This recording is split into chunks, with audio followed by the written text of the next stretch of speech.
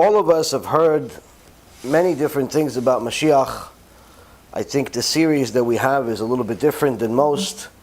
The most discussions about Mashiach, because we're talking about the reality of the situation versus the illusion that many people have today, whether they be religious or secular.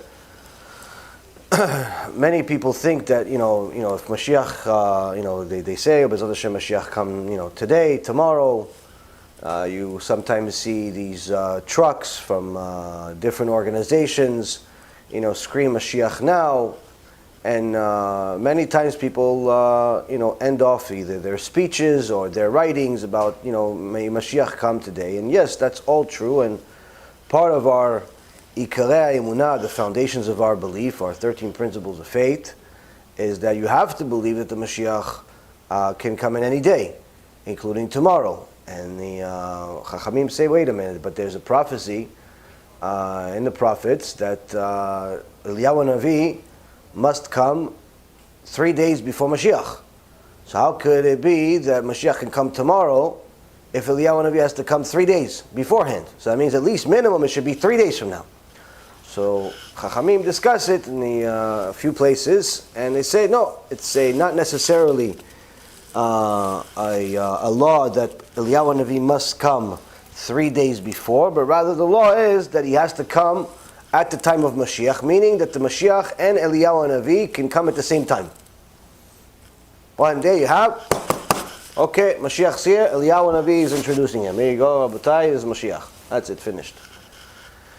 Now, if that was it, all of us would probably start putting some posters on our own cars, say Mashiach now, if that was it. If somebody can just show up one day and fix all of our problems, pay all of our debt, fix all of our marriages, fix all of our different mental issues, drug issues, all types of problems that people have, because people think that Mashiach is like Social Security Office, welfare, and some other government division that hasn't been born yet.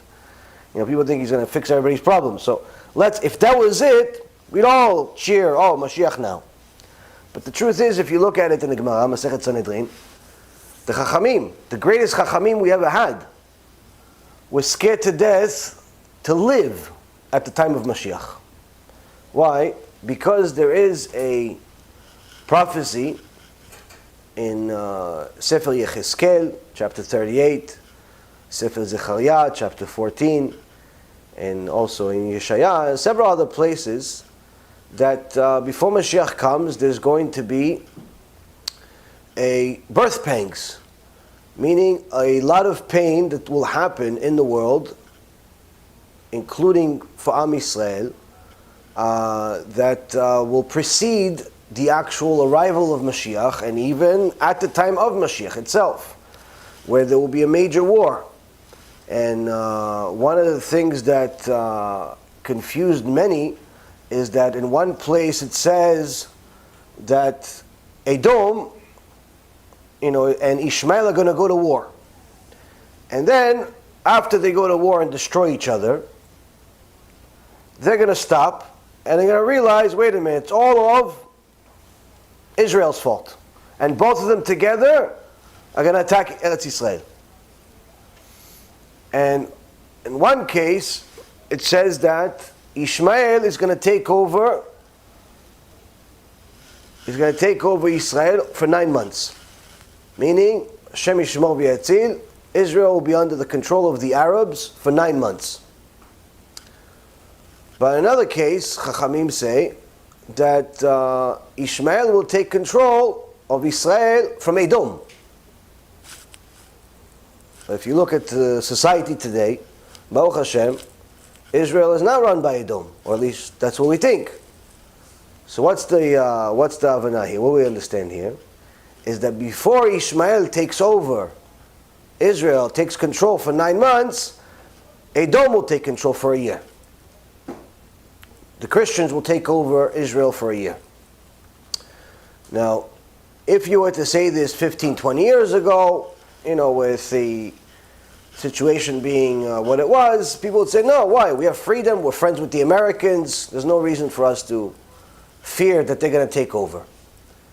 But today, seeing the streets of Israel full of missionaries, Christian missionaries, breaking the law, but in the open, without a care in the world, because apparently a few people are getting paid to allow the Christians to break the law freely.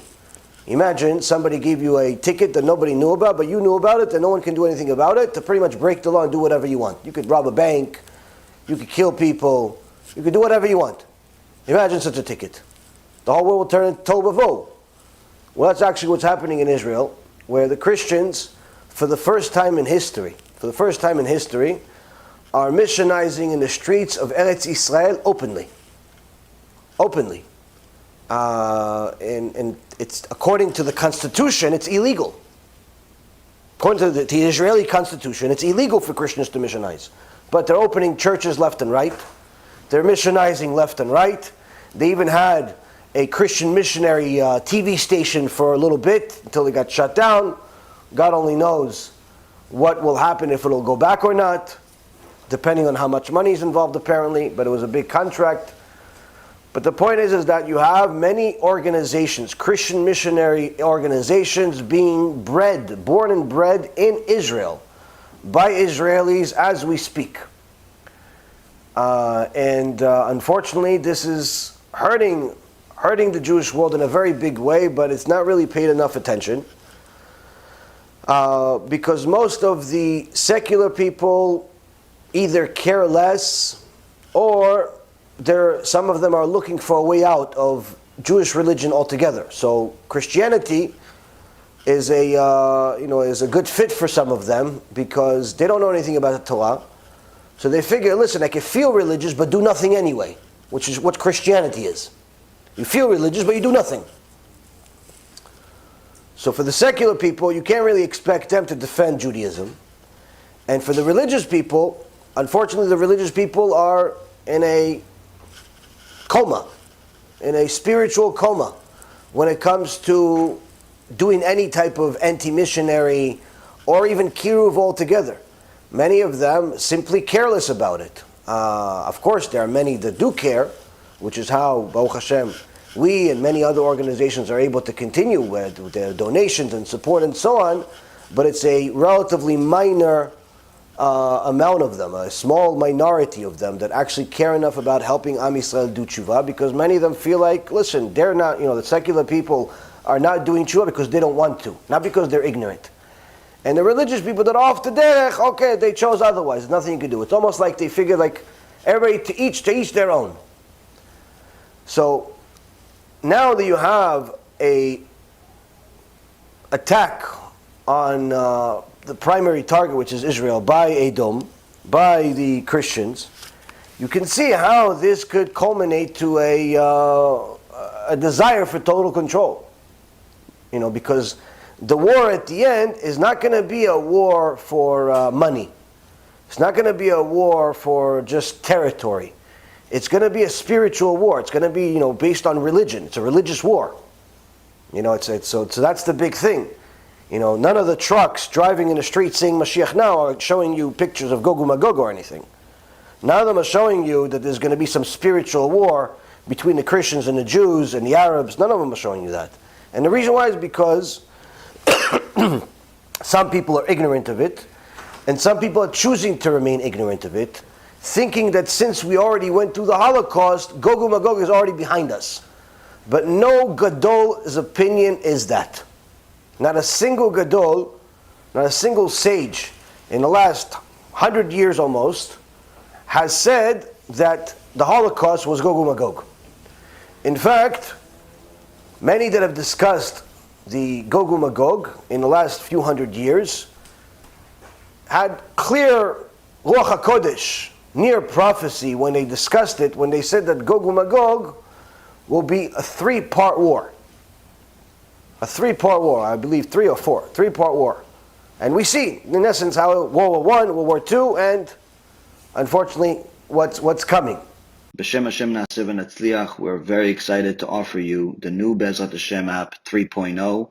It's a newer, faster app, full of Torah, lots of Kedusha, by the Shiurim that we do, myself, Rabbi Efraim, Rav Chaim, where you'll have also newer features where you're able to use the app while you're using other applications on your phone. You'll be able to share the lectures directly from the app. You'll be able to donate online and support our Cube and our Torah work that we're doing. And the most exciting feature is that you'll be able to actually ask questions directly on the app and get answers from the rabbis directly from the app. This is something unprecedented, and Baruch Hashem will be able to offer it. Thank you again for all of your support. Check it out. Make sure you have the kosher Torah that will re-energize your neshama each and every single day. Call to B'chavatzlacha.